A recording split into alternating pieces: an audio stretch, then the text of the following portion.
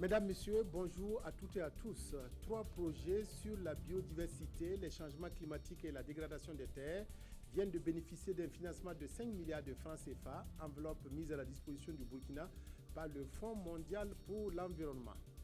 Les étalons se sont qualifiés hier pour la phase des poules des éliminatoires de la Coupe du Monde qui aura lieu en Russie en 2018 en battant difficilement les écuries du Bénin par 2-0. Mais tout d'abord, le président du Faso, Michel Kafando, participe demain et après-demain à N'Djamena au Tchad, au sommet du G5 Sahel. Cette rencontre des chefs d'État intervient après la réunion des chefs d'État-major des armées tenue à Ouagadougou. À N'Djamena, les dirigeants des pays du G5 vont discuter de la situation sécuritaire dans la sous-région. Le président du Conseil national de la transition briefé hier sur le système stratégique de surveillance et d'observation domestique des élections. Ce système a été mis en place par la Convention des organisations de la société civile pour l'observation domestique des élections CODEL. Chérif Sy s'est aussi entretenu avec Yassine Sanou de l'Observateur Palga, lauréat de 5 prix, dont celui de CNN Multichoix 2015. Kwame Bama, Nathalie Savadogo, reportage. La Convention des organisations de la société civile pour l'observation domestique des élections couplées CODEL multiplie les initiatives pour une réussite totale des scrutins présidentiels et législatifs. Accompagnés de ses partenaires, ils sont venus faire le point de leur stratégie de surveillance et d'observation au président Chérif Sy. Il faut que ces élections réussissent, qu'ils soient sans contestation, qu'ils soient propres, à l'image de ce qui s'est passé le 30 et 31 octobre, et également à l'image du refus de notre peuple le 16 septembre. Le président de la CODEL a en outre donné sa lecture du déroulement de la campagne électorale. Pour le moment, ça va, il n'y a pas de dérapage. Chacun essaie d'expliquer son programme. Ce que j'ai noté, c'est qu'ils sont partis au fin fond du Burkina Faso, et c'est un truc très positif. Notre confrère Yassine Sanou de l'Observateur Palga est la deuxième personne à être reçue par le président. Sacré lauréat du prix CNN Multichoice 2015 et le prix du meilleur article francophone, Yassine Sanou est aussi lauréat du prix Zimeo Chérif Sy. Il est venu présenter ses 3 trophées à son aîné et prendre conseil. Des conseils qu'il a qualifiés de 4e trophée. Réunion à Bobo Dioulasso des responsables de l'initiative pour la transparence dans les industries extractives ITIE. Il s'agit pour les responsables de l'initiative de mieux communiquer pour plus de transparence dans les activités minières. L'ITIE permet ainsi aux contribuables d'avoir un droit de regard sur l'utilisation des ressources financières issues des mines. Hassan Gourabou Kadou Romenki. Avec la soixantaine de participants, les responsables de l'ITIE, l'initiative pour la transparence des industries extractives décortique ensemble le 4e rapport ITIE du Burkina Faso exercice 2012. L'objectif, c'est de partager avec les populations les informations relatives aux différents paiements d'impôts et taxes effectués par les sociétés minières au titre de la gestion 2012 au profit de l'État et des collectivités territoriales pour qu'ensemble on puisse être informés sur tout ce qui a été payé au profit de l'exploitation de nos minéraux. Le secteur des mines est d'un apport considérable pour l'économie burkinabé. Nous avons en gros autour de 7000 emplois qui sont créés. En plus de ça, il y a l'État et les collectivités qui s'en sortent aussi avec les paiements d'impôts et taxes.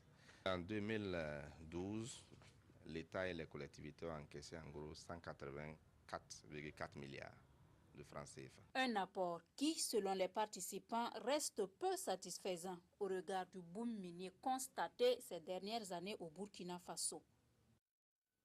Le Burkina va pouvoir mettre en œuvre 3 projets sur la diversité biologique, les changements climatiques et la dégradation des terres. Cela grâce à l'appui financier du Fonds pour l'environnement mondial qui met à la disposition de notre pays une somme de 5 milliards de francs CFA. Et pour répartir cette enveloppe entre les différentes composantes, un atelier s'est ouvert hier à Ouagadougou. Roger Kam, Draman Guinée. 5 milliards de francs CFA pour protéger l'environnement burkinabé. C'est l'enveloppe allouée au pays par le Fonds pour l'environnement mondial pour financer des projets prioritaires en la matière. Cet atelier du Conseil national pour l'environnement et le développement durable vise donc à partager avec l'ensemble de ces acteurs les projets retenus. Nous avons essentiellement 3 axes. Nous avons le domaine, la dégradation des terres, c'est assez important pour le Burkina. Nous avons également le domaine des changements climatiques et nous avons effectivement le 3e domaine qui est le domaine de la diversité biologique. 3 projets sont alors retenus sur la centaine proposée au moment où le Burkina postulait au fonds. Contraintes financières obligent. Nous sommes partis de l'ordre de 107 projets et pour une enveloppe de plus de 4 000 milliards de francs CFA. Alors que la cagnotte est limitée, il faut bien que nous puissions retenir les projets prioritaires et qui peuvent être effectivement pris en compte. C'est un projet environnemental de 4 ans qui sera exécuté grâce à cette aide. Une aide acquise dans le cadre de la 6e reconstruction du Fonds pour l'environnement mondial. Un nouveau projet dans le domaine de l'agriculture a été lancé hier. Il est initié par le Centre de recherche pour le développement international et le développement des jardins. Ce projet devrait permettre aux producteurs d'avoir un meilleur accès au financement agricole et de s'approprier les innovations dans le secteur. Mokhtar Ouedraogo, Bouma Ernest Nebié, précision. Un projet au profit du monde agricole vient d'être lancé. Dénommé Services financiers et déploiement d'innovation agricole au Burkina, il vise un meilleur accès au financement agricole au Burkina et l'adoption des innovations dans le domaine de l'agriculture par les producteurs.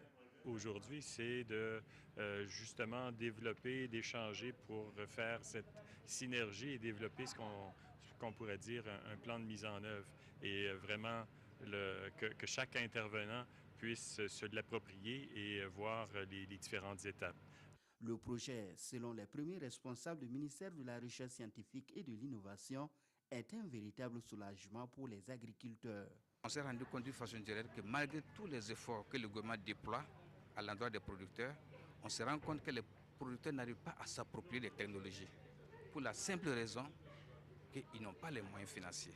Pour que les paysans puissent avoir des crédits avec les institutions financières bancaires, c'est un problème. Et nous pensons par là que les petits producteurs pourront avoir des crédits adaptés.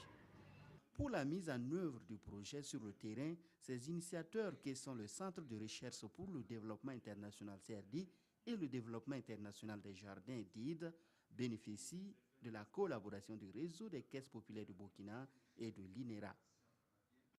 Une rencontre sur la sécurité alimentaire réunit à Ouagadougou, secrétaires généraux des régions et directeurs techniques du ministère de l'Agriculture. Leur mission, dresser le bilan céréalier, faire l'analyse de la situation alimentaire et nutritionnelle et dessiner une cartographie des zones vulnérables à l'insécurité alimentaire. Oumar Zombré, Bouma Ernest Nebié. Les secrétaires généraux et les directeurs techniques en charge de la sécurité alimentaire des régions de Burkina sont en atelier à Ouagadougou. Au centre des discussions, la question de la sécurité alimentaire. Nous avons mis en place une politique nationale de sécurité alimentaire à travers laquelle nous avons mis en place un ensemble de dispositifs pour suivre les questions de sécurité alimentaire. Pour la campagne agricole en cours, nous avons procédé justement à l'évaluation de la situation et fait des analyses. Et aujourd'hui, le comité se réunit pour compiler toutes les données que nous avons reçues à partir des régions. Pour l'heure, il n'existe pas de bilan définitif de la campagne agricole 2015-2016, mais au regard des informations obtenues sur le terrain, il ressort quelques satisfactions. Les données qui nous ont été transmises, en tout cas dénotent d'une campagne agricole moyenne, c'est-à-dire une situation de sécurité alimentaire qui sera à peu près bonne. Et nous sommes à peu près au même niveau que l'année 2014-2015. Au cours des travaux, les participants vont déterminer des zones et des populations vulnérables à l'insécurité alimentaire. Des recommandations seront formulées à l'intention des décideurs à l'issue de cet atelier de 48 heures. L'annuaire statistique du secteur des transports pour 2014 est examiné par un atelier de validation ouvert ce matin. C'est un document qui permet de disposer de données statistiques fiables pour booster les transports au Burkina. Cet annuaire statistique doit contribuer à une meilleure planification et maîtrise de la sécurité routière. Saratou Sissé, Abdoul Asmane Zongo. Ces cadres du département des transports ont 24 heures pour examiner et valider l'annuaire statistique au compte de l'année 2014. Nous avons présenté des données sur le réseau routier, sur également le réseau ferroviaire. Nous avons présenté également des données sur les activités de services de transport. Nous avons également présenté des données sur les titres de transport, notamment permis de conduire, carte grise, le nombre d'auto-écoles. C'est un peu ça qu'on peut appeler annuaire statistique. Des objectifs précis sont attendus de cette rencontre. Nous avons besoin que tous les acteurs se réunissent, étant donné que c'est un outil que tous les décideurs peuvent utiliser dans le cadre de la planification, dans le cadre de la mise en place des politiques. C'est également un outil que tout le grand public, les chercheurs peuvent l'utiliser pour mener la recherche dans le secteur. L'issue de cette rencontre devrait permettre de disposer de données statistiques fiables, à même de booster le secteur des transports. Football, les Burkinabés ont leur qualification en poche, mais que ce fut dur. Les étalons sont venus à bout des écuries du Bénin par 2-0. Ils se qualifient pour le 3e tour des éliminatoires de la Coupe du Monde Russie 2018. Lassina Sabadou. Les étalons se qualifient pour le 3e tour des éliminatoires du Mondial 2018. Le match va basculer après seulement 7 minutes de jeu avec cette faute sur Jonathan Pitrapa. L'attaquant des étalons se fait justice et délivre le stade du 4 août. Ça passe. Premier but des étalons. Jonathan Pitrapa. Délivrance, certes, mais souffrance après, puisque le Bénin dos au mur va jouer son va-tout sur le reste de la première période. En seconde période, les écuries restent dans leur volonté. Les étalons manquent de lucidité. Le public lui souffre. Le soulagement interviendra à la 71e minute grâce à Bertrand Isidore Traoré.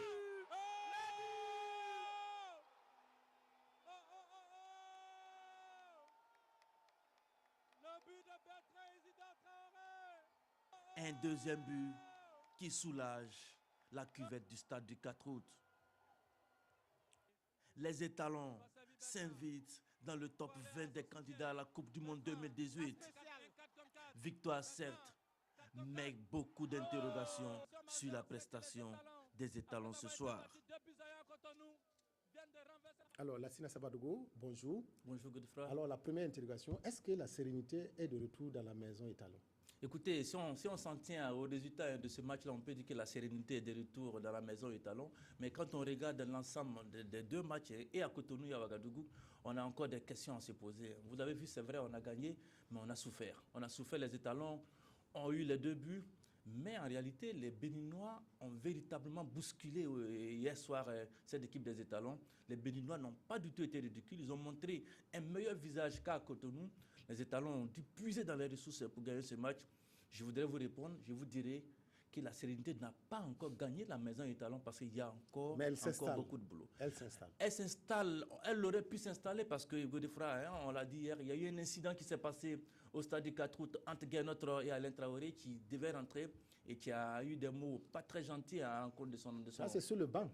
C'est sur le banc, mais écoutez, ça montre un peu que le groupe étalon même n'est pas serein et c'est un chantier qui est là, qu'il va falloir véritablement prendre à bras le corps. Il y a du boulot déjà pour retrouver la sérénité. Il y a du boulot aussi pour retrouver le jeu des étalons qui a fait tant plaisir à ces téléspectateurs en 2013. Pour le moment, ce n'est pas encore l'assurance tout risque avec cette équipe. Alors, les étalons sont qualifiés. Il y a de gros morceaux qui les attendent pour le prochain tour. Ah oui, vous faites bien de le dire. De gros morceaux. On va citer quelques morceaux. La Côte d'Ivoire, le Cameroun, le Nigeria, l'Algérie, le Cap-Vert, le Ghana. L'Égypte. Voilà, vous en connaissez d'ailleurs. L'Afrique du Sud, le Mali, la Tunisie, et le Maroc, l'Ouganda, la Guinée, la RDC, la Zambie. C'est de gros morceaux. 20 équipes sont qualifiées. Des poules de 4 équipes, 5 poules. Il va falloir chasser les 5 premiers pour aller en Russie. Il y a du boulot et il va falloir secouer le cocotier si on veut avoir une chance et faire rêver les Burkinabés comme on l'a fait en 2014 pour la Coupe du Monde au Brésil. Alors, le tirage au sort, c'est pour quand? C'est pour bientôt. Il y a déjà des chantiers qui arrivent déjà en mars. C'est les éliminatoires de la Coupe d'Afrique qui vont reprendre en mars. Et après cela, on pourra sereinement penser avec vous, c'est d'ailleurs spéculer sur les différents candidats pour les étalons, pour les éliminatoires qui arrivent. Alors, on parle trop ces derniers temps de candidats. Nous allons nous contenter du football. Suite des attentats en France, les habitants de Saint-Denis dans la région parisienne se sont réveillés ce matin dans l'angoisse et la peur. Les unités antiterroristes ont pris d'assaut un appartement où étaient retranchés des présumés terroristes. Les forces de l'ordre auraient appréhendé l'un des cerveaux des attentats du 13 novembre, Abdelhamid Abaoud. Il est donc 4h20 ce matin quand la BRI et le RAID lancent l'assaut contre un appartement dans le centre piétonnier de Saint-Denis. Qu'une fusillade se produit. Les enquêteurs donc recherchent au moins un suspect clé, d'éventuels complices des attentats du 13 novembre qui ont visé notamment le Stade de France situé à une vingtaine de minutes à pied de l'appartement. 110 hommes du RAID et de la BRI sont impliqués dans cette attaque. Nous serons amenés au cours des prochains jours, dans le cadre de l'enquête, à poursuivre l'action que nous conduisons de lutte contre le terrorisme et je cède immédiatement la parole au procureur de la République. C'est le cerveau présumé des attentats de vendredi, le djihadiste belge Abdelhamid Abaoud, qui était visé. Il y a beaucoup de travail qui a été effectué et qui a permis d'obtenir par la téléphonie et les surveillances et les témoignages des éléments qui pouvaient laisser penser que le nommé Abaoud était susceptible de se trouver dans un appartement conspiratif à Saint-Denis. Il est en l'état impossible de vous donner les identités des personnes interpellées qui sont en cours effectivement de vérification.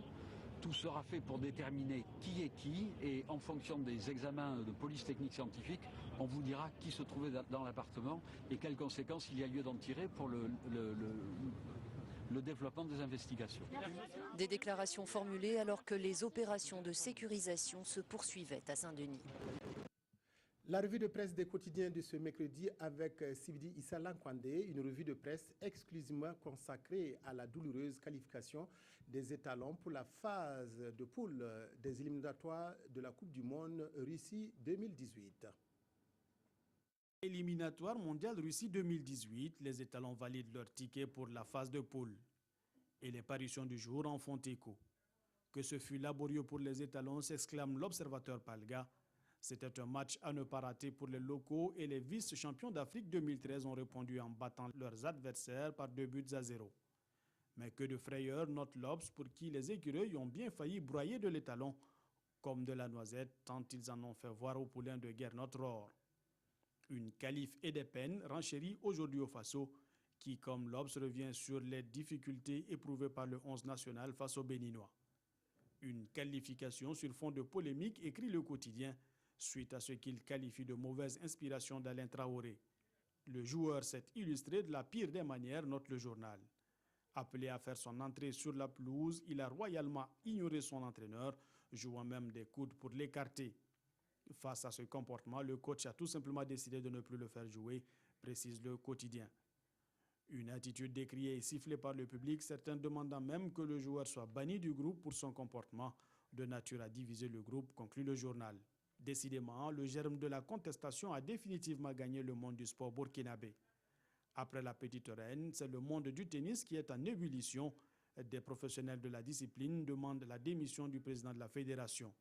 Dans une lettre ouverte adressée au ministre des Sports, les tennismen reprochent à leur président de ne présenter aucun bilan de sa gestion. Fin de cette édition. Merci de votre aimable attention à la RTB. Excellent après-midi.